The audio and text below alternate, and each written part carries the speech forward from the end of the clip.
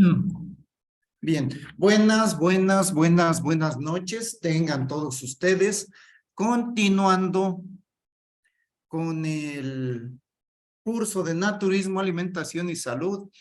El día de hoy vamos a ver qué nos produce el consumir alimentos que van contra nuestra naturaleza. Pues antes que nada, les recomendamos que cuando se metan a nuestro canal, le den suscribirse, le toquen la campanita y todos los videos que se suban les llegarán directamente a sus equipos, sin necesidad de que ustedes los estén buscando. El día de hoy vamos a abordar lo que produce el que se introduzca por nuestra boquita alimentos que no nos corresponden, alimentos que no son para nosotros. Y bueno, si a alguno de ustedes les gusta orar, les gusta rezar, etcétera, pues bueno, pueden hacer esa dietecita esperando a ver si sucede el milagrito. Pero como difícilmente va a pasar, vamos a tener que darles una pequeña orientadita.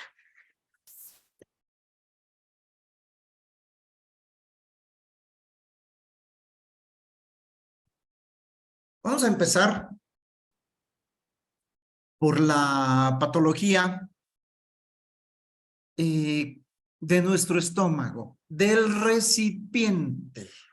Nosotros ingerimos nuestro alimento y ahí, dependiendo de sus características, podrá durar unas 2 o 3 horas o hasta 5, 6, 7 horas.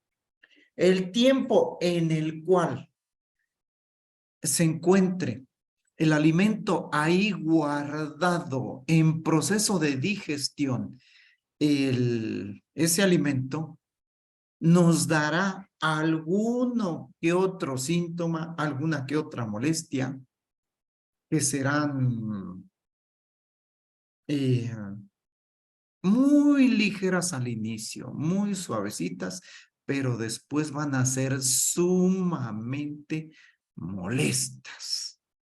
Lo que más se presenta ahí son las agruras, reflujos, regurgitaciones, o sea que el alimento se regresa, que hay muchos eructos, etcétera, y el dolor, que la mayor parte de las personas lo refieren en la boca del estómago, o sea, en la partecita más alta del estómago, donde se tiene el huesito, el cartílago, que algunas personas piensan que está fracturado, porque dicen, ay doctor, este hueso nunca me lo había sentido y me lo apreté y lo siento como que truena y como que está fracturado. No sé, ¿qué será este hueso? Y les digo, a ver, présteme su mano y les ponemos aquí en el nuestro, en el apéndice sifoides, la colita que tenemos adelante en las vértebras del esternón o esternebras,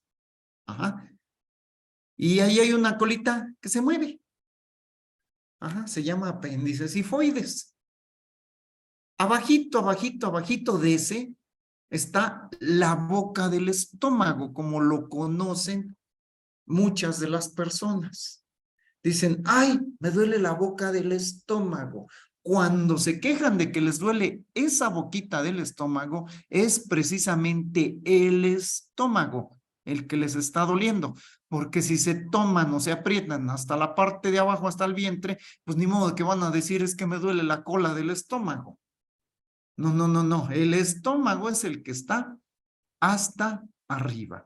Cualquier dolor ahí es del estómago o quizás un poco de reflejo de la vesícula.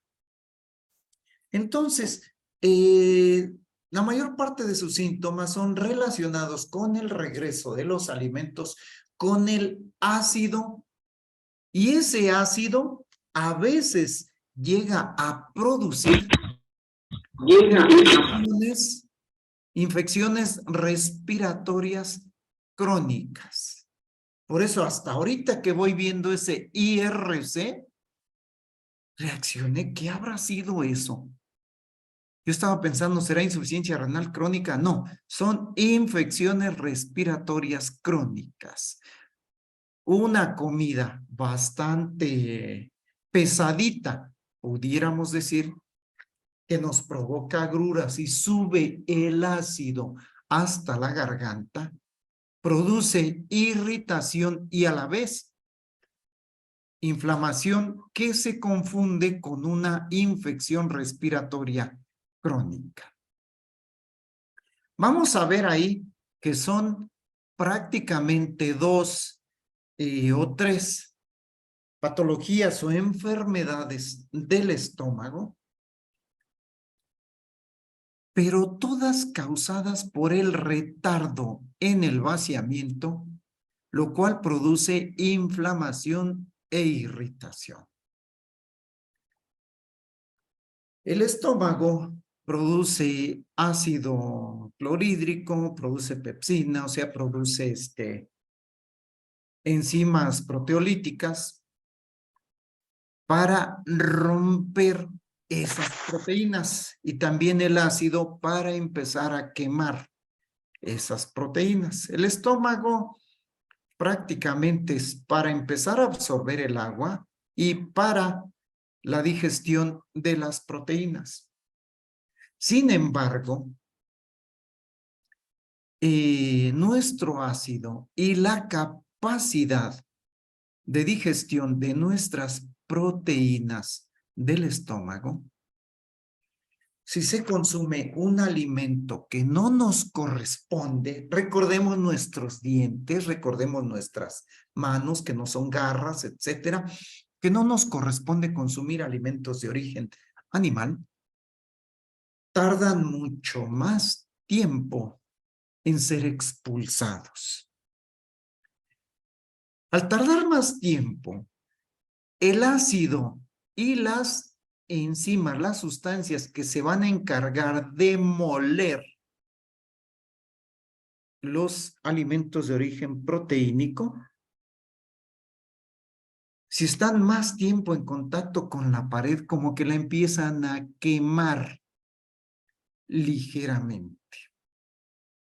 Y si sucede diariamente ese fenómeno, pues terminan con el paso del tiempo lesionándolo. Y se van ustedes al gastroenterólogo y le echan la culpa al bichito ese, al Helicobacter pylori, y les dan su medicamento y durante un mes, 2 meses, les quita los síntomas, porque también les ponen su antiácido, etcétera. Pero posteriormente les regresa. Así es de que ese retardo en el vaciamiento produce inflamación e irritación que con los alimentos de origen cárnico, fibras musculares, tendones, partes de hueso, etcétera, tardan más tiempo en ser molidos para volverse quimo y ser drenados hacia el intestino delgado, hacia el duodeno. Entonces, ese ácido con proteínas, con enzimas proteolíticas, o sea que destruyen a las proteínas, empiezan a carcomer ligeramente la pared del estómago. Ese proceso repitiéndose por muchos años genera de entrada un poco la inflamación de la mucosa. Y por ahí le dicen gastritis, o sea, inflamación de su estomaguito. Que eso posteriormente puede degenerar hacia dos enfermedades. Producción de úlceras, porque se termina raspando por completo la pielecita de adentro del estómago, la mucosa, produciendo úlceras que pueden ser sangrantes, que pueden producir vómitos de sangre o hasta incluso perforación del estómago y se presenta una complicación quirúrgica, una complicación que necesita cirugía de mucha urgencia. Y la otra, la más temida, que esa irritación o inflamación crónica continua del estómago después produce también neoplasias o cánceres, tumoraciones, y son increíblemente dolorosas, mutilantes. Es muy difícil vivir y sobrevivir a un cáncer gástrico.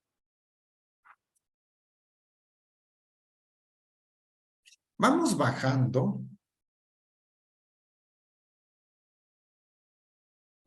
y llegamos al colon, a la tripota mayor, porque el intestino delgado por lo general da menos sintomatología. Algunas malas absorciones, quizás tifoidea, pero da menos patología el intestino delgado que el grueso. ¿Por qué? El intestino grueso, el colon, es una tripa gruesísima, cuya función ya nada más es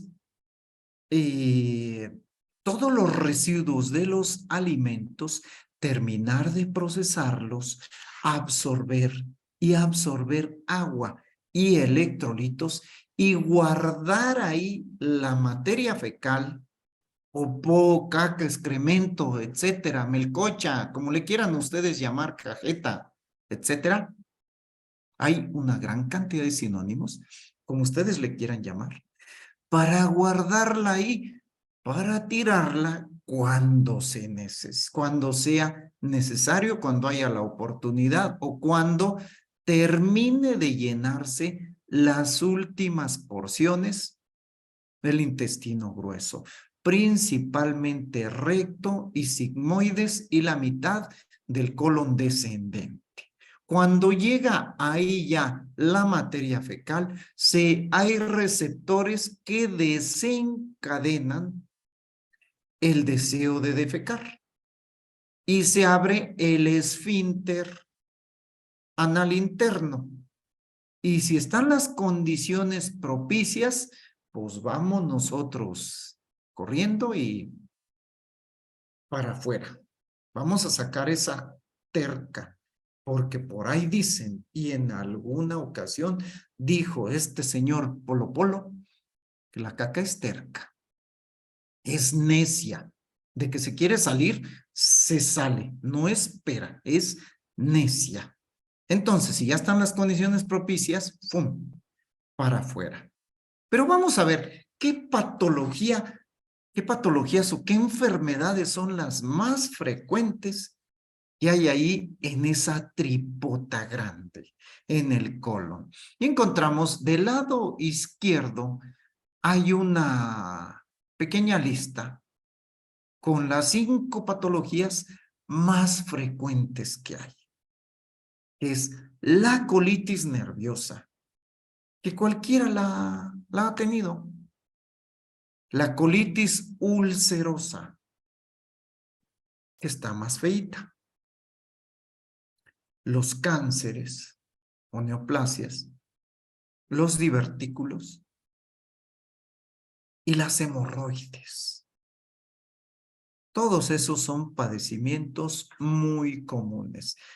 Si no, vayan a los hospitales del tercer nivel y el colon llena casi la mitad de las camas del hospital. De todos ellos, ¿cuáles son las principales causas de esas enfermedades? Tenemos ahí dos que producen una infinidad de ellas. Es la inflamación crónica y el retardo en el vaciamiento. Esas dos cosas. Ese retardo en el vaciamiento, junto con la inflamación crónica, producen aumento en la presión dentro del colon. O sea, se distiende como un globito que en condiciones normales se infla poquito y ya en condiciones extremas se infla muchísimo más.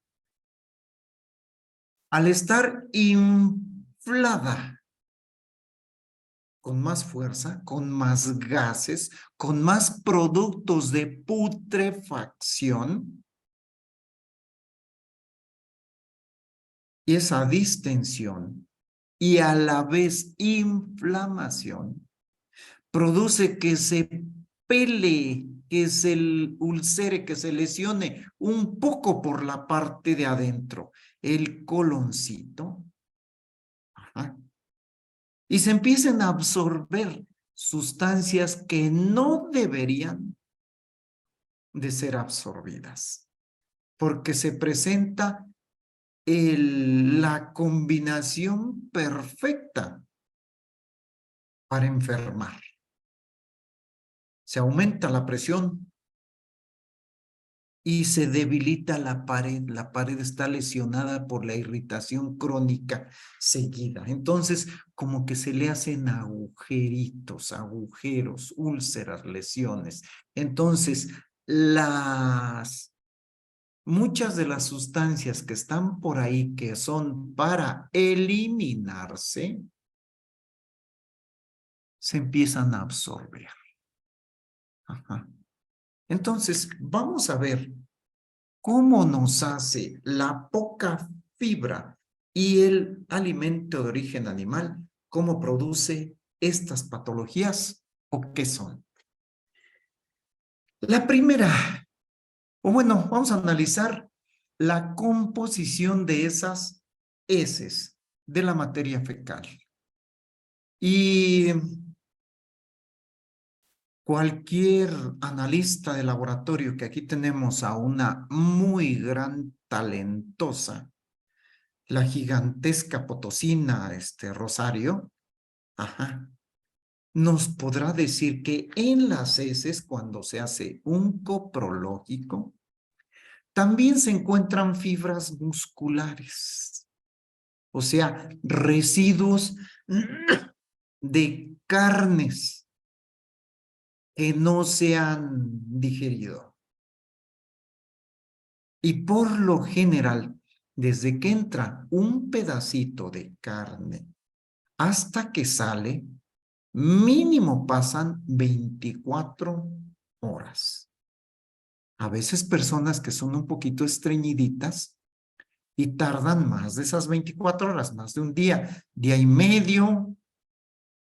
A veces personas que son estreñidas y que solo evacúan cada 2 días, etcétera. Imagínense esos pedacitos de carne aproximadamente a 38 grados, pudriéndose en todo el trayecto, 1 o 2 días. Se desprenden muchos productos de putrefacción, venenos, etcétera, que son capaces de producir por sí solos lesiones en las paredes del colon, o ese proceso de putrefacción mantiene inflamada la parte interna de nuestra tripota, la parte interna del colon, y con el tiempo le produce una gran cantidad de lesiones. Entonces, lo que más llega a lesionar son esos residuos que no han sido digeridos y que entran en proceso de putrefacción. Ahora sí vamos con la primer patología del colon, la colitis nerviosa, que a pesar de que tengan muy delgado el panículo adiposo, o sea, que no tengan casi grasa en la pancita, ¿sí? Incluso personas delgaditas anden con una panzota así, una panzota así de embarazadita. Así que hasta casi se les mueve como si fuera a salir el bebé.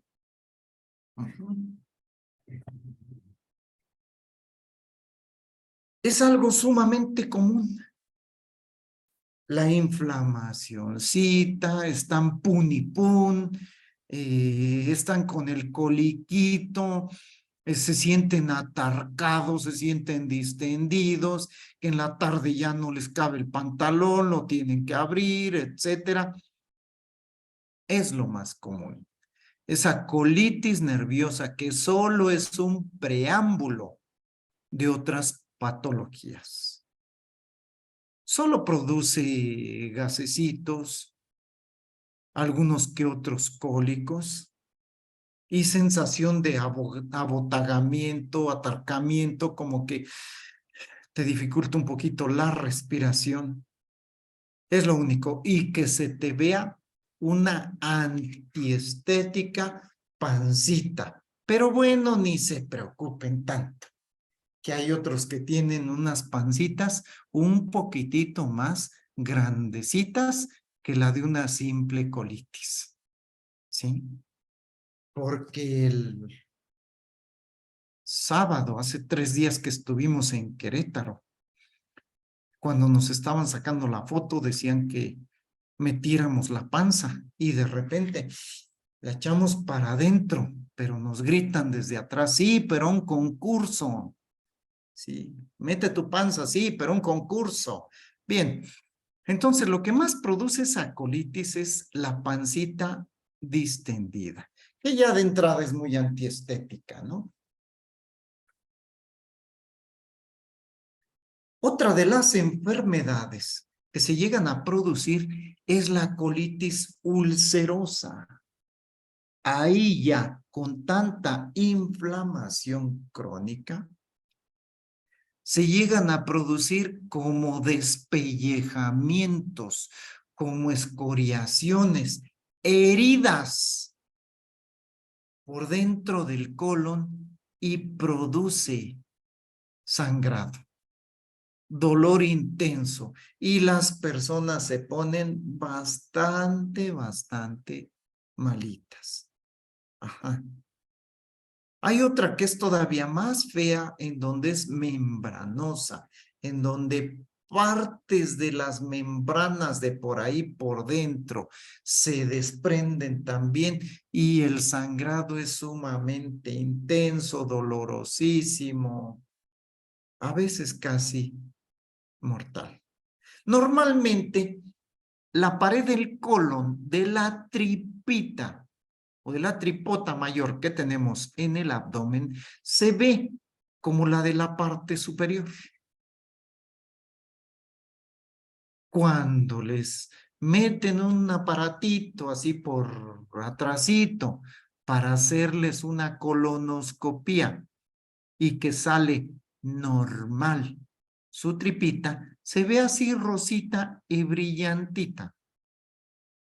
Pero vean la diferencia con la otra, donde ya se ve llena de lesiones, está enrojecida, está inflamada. Eso nomás pasa por ahí la poposita, la va a raspar, la va a lesionar y va a doler, pero muchísimo, y va a sangrar.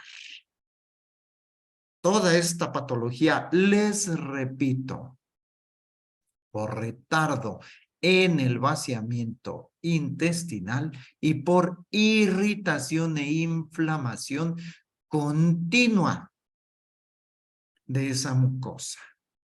Y los síntomas, les vuelvo a repetir, sangrado, la distensión abdominal y el dolor que puede ser desde moderado hasta sumamente intenso, incapacitante y que no deja vivir.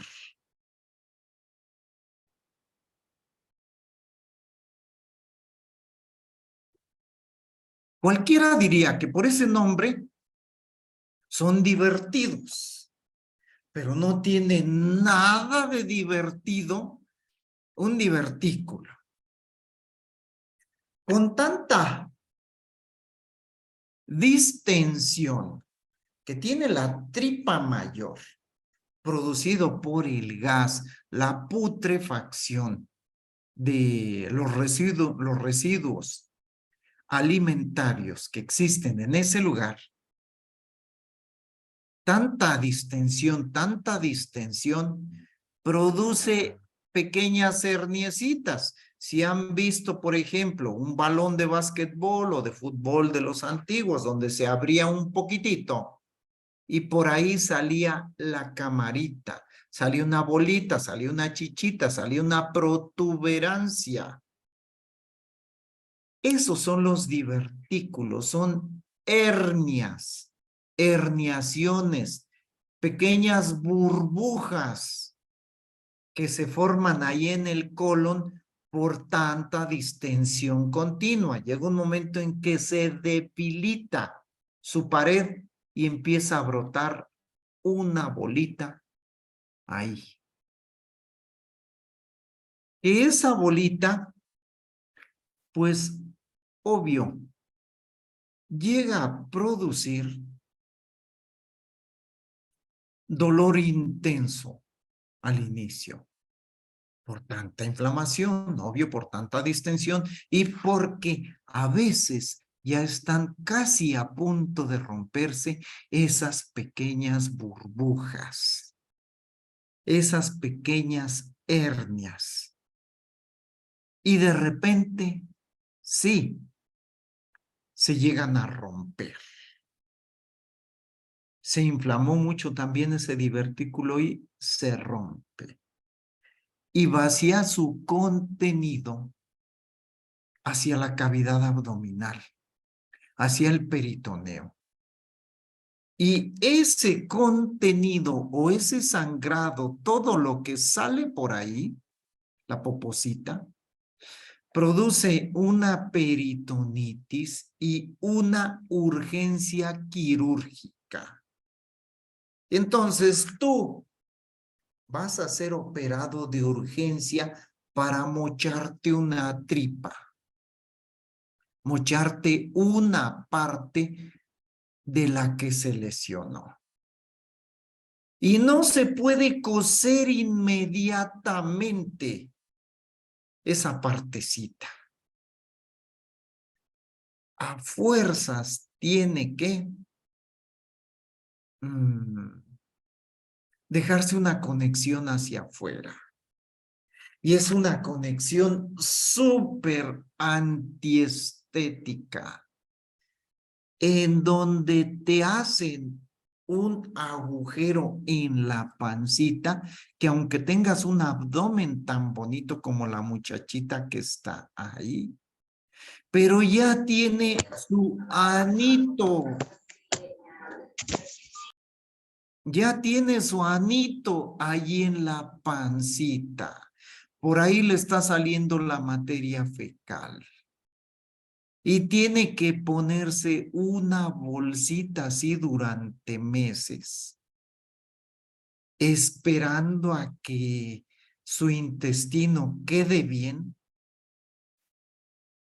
para que se lo vuelvan a unir. Y con riesgos de que no vuelva a quedar bien.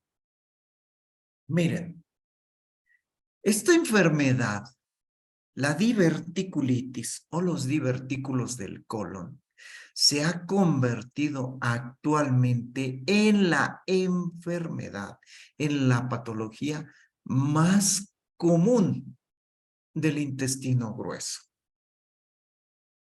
pero que produce una gran cantidad de cirugías del colon. En ese agujero que ponen ahí para que salga la materia fecal, mientras cicatriza lo de adentro que les cortaron del intestino, ¿sí? Se llegan a producir a veces hernias, o sea, hernias que ahí no es infrecuente, bien frecuentemente se presentan hernias ahí, en donde los intestinos se meten también ahí y producen complicaciones bastante frecuentes. Y todo ello es por el aumento de la presión dentro del colon, o sea, porque se infla por tanto gas, por la putrefacción que hay ahí en la materia fecal y la irritación y debilitamiento de la pared. Así es de que no es algo que nosotros pudiéramos decir tan simple, tan sencillo, tan fácil de aguantar.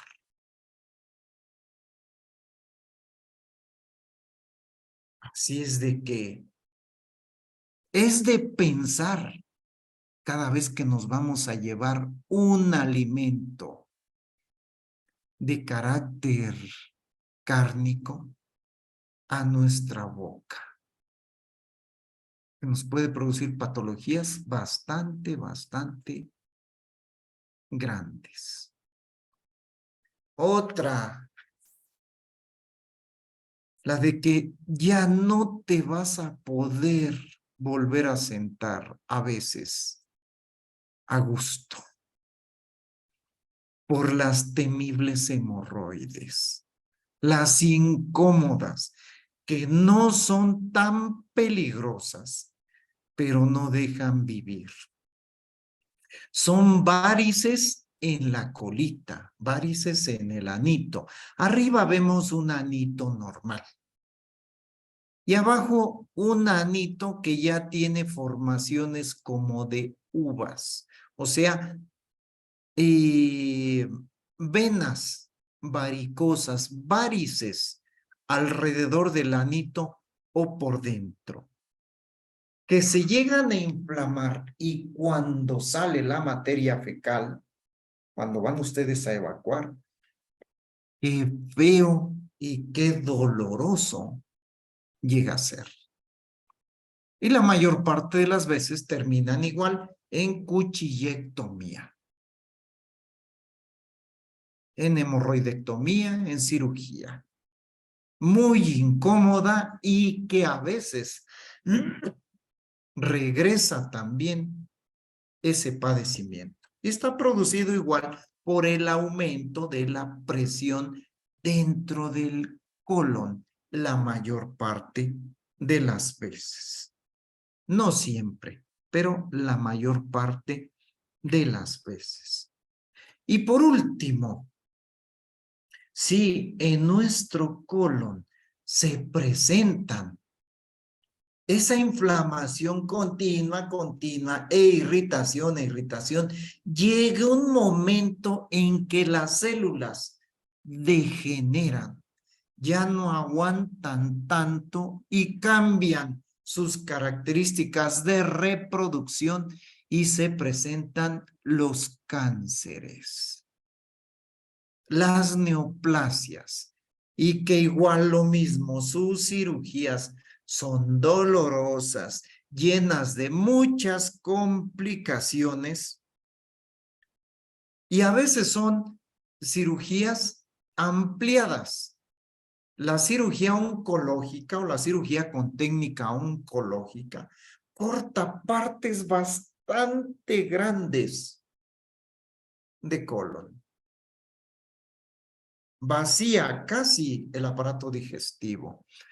Todos los que hayan tenido un familiar con alguna enfermedad así y hayan visitado los hospitales oncológicos son verdaderamente terroríficos, porque ahí es donde los cirujanos son extremadamente agresivos y mochan y cortan, pero muchísimo.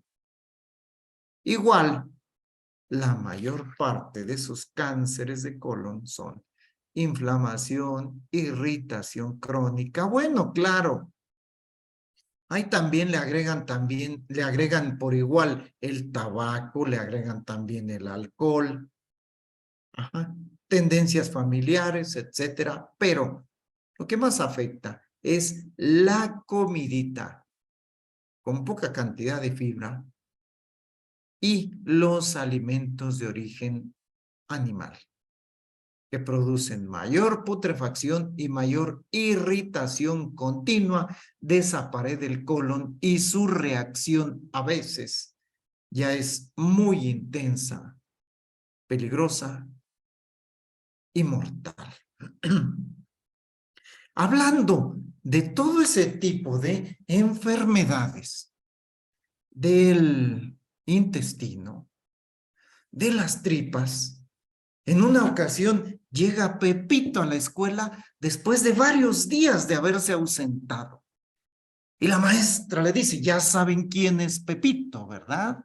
Pepito es ese muchachito traviesito que en todo Hispanoamérica es bien conocido. Entonces, Pepito, ¿por qué faltaste estos 5 días? Ay, maestra, es que tuve una diarrea, pero tan intensa durante esos 5 días. Pero, Pepito, no te creo. Sí, maestra, fue pero tan intensa que hasta incluso yo pensé que me iban a hacer una transfusión de caca. ¿Y qué creen? Que sí hay,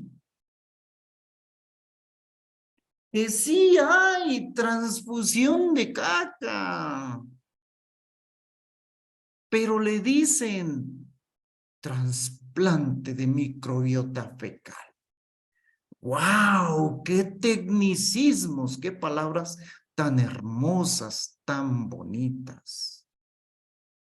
Andan buscando poposita, caca, excremento, materia fecal, melcocha, como ustedes le quieran llamar, ¿sí? De una persona que come mucha fibra, de vegetarianos, de veganos. Y bueno, aquí estamos viendo cómo con una jeringa te la conectan por allá atrásito y te empiezan a poner esa poposita con solución fisiológica. Te hacen un enema y te dejan ahí esa poposita, con el ánimo de cambiarte tu microflora, tu microbiota, cambiarte los microbios que tienes ahí malos por unos buenos, ¿sí? Pero también lo que es casi como que un poquito más asqueroso, hay cápsulas de caca, o sea, cápsulas de popó. Ya no solamente es que te la ponen directamente por la colita y pues así ya no da tanto asquito, es popó con popó, pues como que no da mucho, no da mucho asquito. Pero los otros son, hay cápsulas de poposita para injertarte microbiota fecal, injertarte caca, popó de una persona más sana, que tiene una alimentación más sana. ¿Cuáles son los usos que se le dan? En primer lugar, son los locales. Se utiliza para quitar infecciones que son tremendamente difíciles de quitar. Nada más se le ponen microbios buenos y esos microbios buenos acaban con los malos. Pero también tiene una gran cantidad de efectos inmunológicos. Al disminuir o buscar que funcione mejor el colon y le disminuya su inflamación, dejan de absorberse una gran cantidad de sustancias que son muy tóxicas y nocivas para los seres humanos. Y se forman aptenos. Los aptenos son pequeñas cadenas de aminoácidos o pequeñas proteínas que al juntarse con los anticuerpos, porque el anticuerpo llega e intenta neutralizarla, porque son sustancias extrañas que no se deben de absorber, pero como la pared abierta del coloncito les permite entrar, se juntan a los anticuerpos porque tratan de neutralizarlos y se forman aptenos, o sea, otra sustancia que desencadena reacción inmunológica intensa.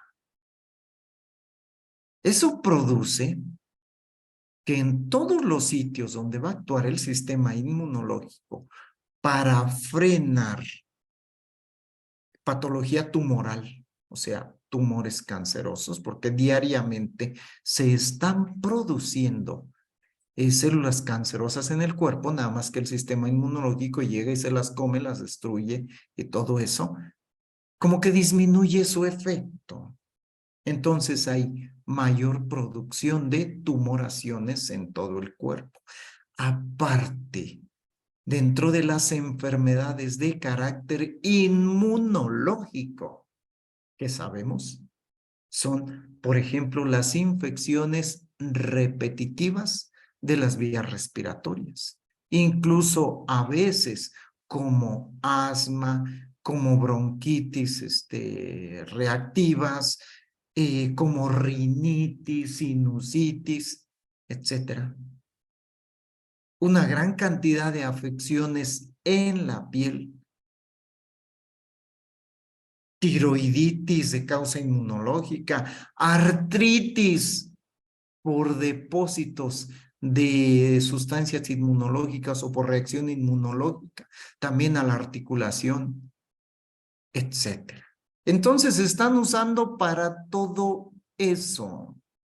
Están utilizando caca para eso, hasta incluso para cuestiones neurológicas.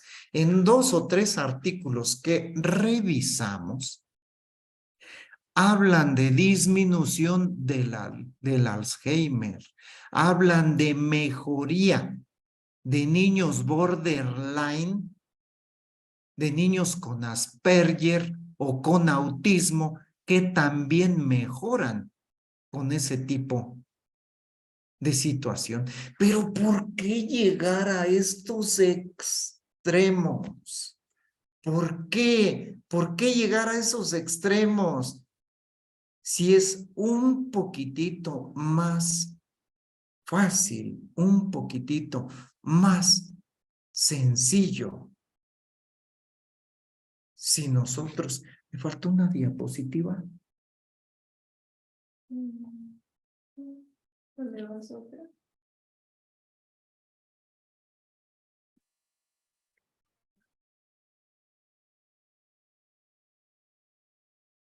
Ah, no, creo que está casi hasta el último. Oh, está bien. ¿Para qué llegar a esos extremos? Si podemos nosotros tener una farmacia natural y podemos nosotros consumir esos alimentos, ¿para qué estar buscando? En el prólogo del libro viene en el que se utiliza de base para este curso, el de alimentación natural, la ruta de la energía. En el prólogo habla ahí el doctor El Sahili, un muy talentoso psicólogo de León, donde habla precisamente de ese injerto de popó de vegetariano, de materia fecal de vegetariano. ¿Por qué llegar a esos extremos si podemos nosotros mejor comer alimentos así y en unos días o en unos meses ya se cambió por completo el panorama? Ahora vamos a ver, a nivel general, ya no en el aparato digestivo, patologías o enfermedades que se desprenden también por el consumo continuo de alimentos de origen cárnico. Cuando se muere el animalito, por muerte así, aunque sea muy suavecita, o por muerte bastante violenta, se producen adrenalina y esteroides. Esas pequeñas dosis de adrenalina comidas diariamente producen ligera taquicardia.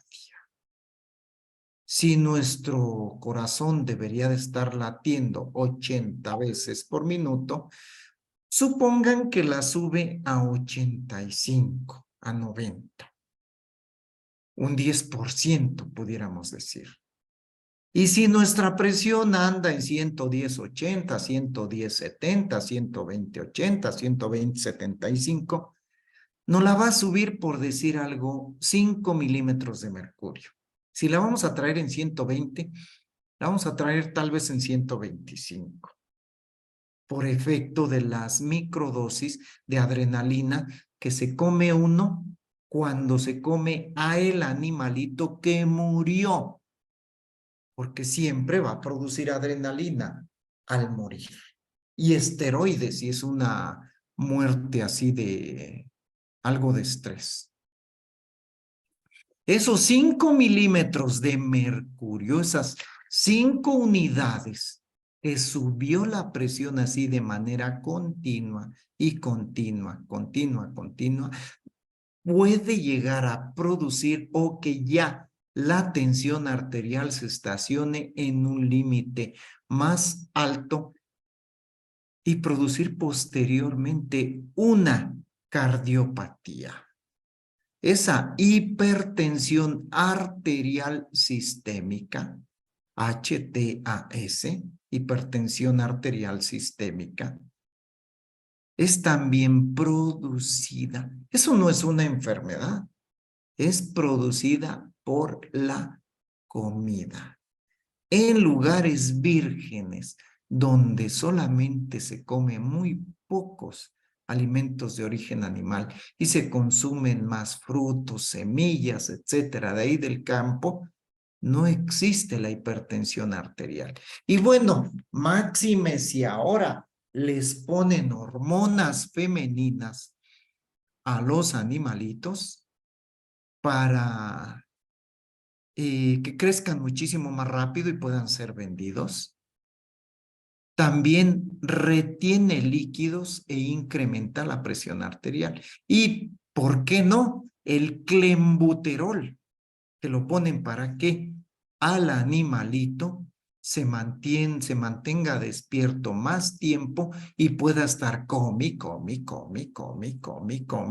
y engorde, y engorde, y engorde. Ese clenbuterol, cuando se lo come el ser humano, también tiene efecto de subir la presión arterial.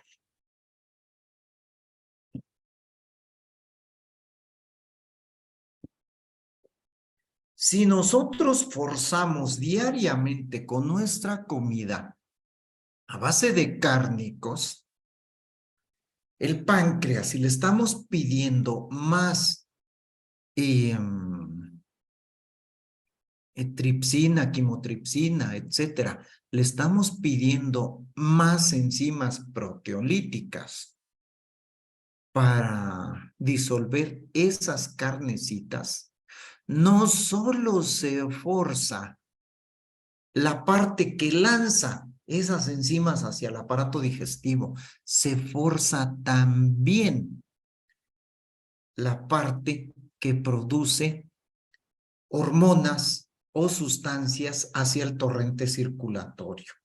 lo que produce la insulina y el glucagón. Eso da altibajos de la glucosa que posteriormente genera un fallo pancreático y diabetes. Además, la misma adrenalina, los esteroides y el clenbuterol estimulan que el páncreas suelte cantidades extras también de insulina y se va agotando y es diabetógena por esas características. También generan patología vascular. El colesterol exógeno, por lo general, o el exceso de grasitas de origen animal, junto con el calcio, van generando que se formen placas de ateroma, o sea, placas dentro de los vasos sanguíneos que producen que se aumente la presión ya de entrada, o sea, de manera normal y natural. Aparte que se puedan desprender esos pequeños, esas pequeñas como medias piedritas y puedan impactarse en algún otro órgano, en el cerebro, en el hígado, en el mismo corazón, en el pulmón. Desafortunadamente acabamos de tener un fallecimiento de uno de los integrantes de nuestros cursos por una tromboembolia pulmonar, o sea, un trombo, un tapón de esos que se desprendió y fue a impactarse en los vasos sanguíneos del pulmón. Pero así como puede ser en el pulmón, puede ser en el corazón y producir un infarto, producir un accidente vascular cerebral y nos vamos a quedar así, todos torciditos. Ajá. La mayor parte de las veces es por el colesterol exógeno. Y siendo tan simple la solución, tan simple su remedio. Pero a veces parece tan extremo y no somos capaces de buscar un remedio. Tiene usted dos opciones, señor. Le realizamos una cirugía de triple bypass, se tomará una vena de su muslo para coserla en su arteria coronaria, por lo que tendremos que abrir su pecho. Le costará más de 100,000. Ahorita no es más de 100,000. Le costará más de 200, 300,000 pesos y debe permanecer en cama durante 2 meses. O bien puede adoptar una dieta vegana. No, pero doctor, una dieta vegana. Oh, doctor, no, eso me parece extremo. Y sucede muy frecuentemente. Familiares que he escuchado. Si no voy a comer lo que me gusta, ¿para qué vivo? Y que todavía tienen que mantener hijos, que todavía tienen responsabilidades ante la familia o sociales, etcétera, pero todo lo sacrifican por sus apetitos.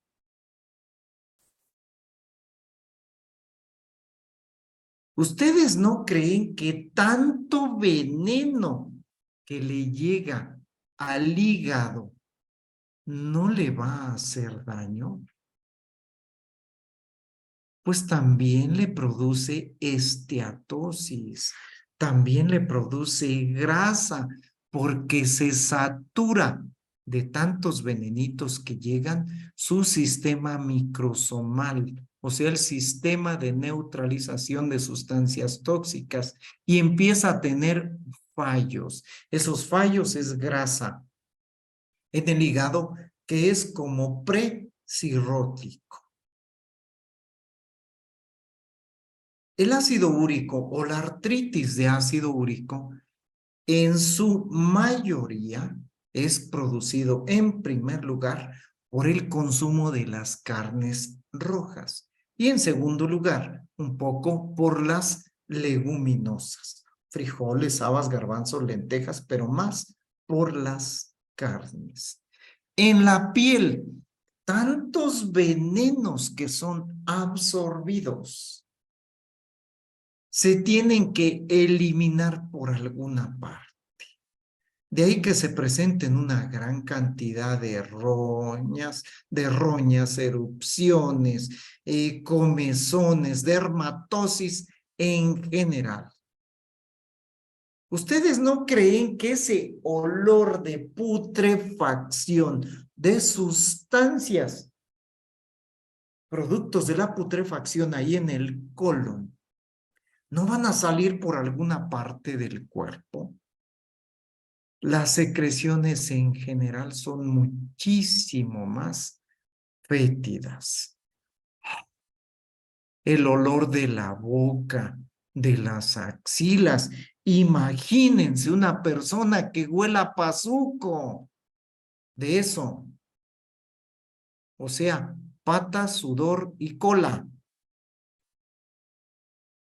Eliminando sustancias tóxicas productos de la putrefacción intestinal. Pues bueno, sus olorcitos van a ser un poquito más intensos. Esa cantidad de venenos que normalmente se está produciendo ahí en esa putrefacción intestinal, con el tiempo también genera insuficiencia renal crónica. O sea, fallan los riñones también. Y en el sistema inmunológico, como les habíamos mencionado, si en ese intestino irritado se absorben una gran cantidad de sustancias que posteriormente se convierten en aptenos, o sea, que generan reacciones alérgicas, descomposición, alteración o desarreglo del sistema inmunológico, nos produce un desequilibrio general. Esa presión, inflamación y escoriación en el colon se convierte en una triada letal que absorbe una gran cantidad de sustancias que desequilibran al sistema inmunológico. Así es de que, por favor, cada vez que ustedes se vayan a llevar a la boca un pedacito de ternera, de puerquito, de conejo, de pollo, etcétera, por favorcito, piénsenlo 2 veces por la cantidad de lesiones que les va a producir en su organismo. Muchas gracias.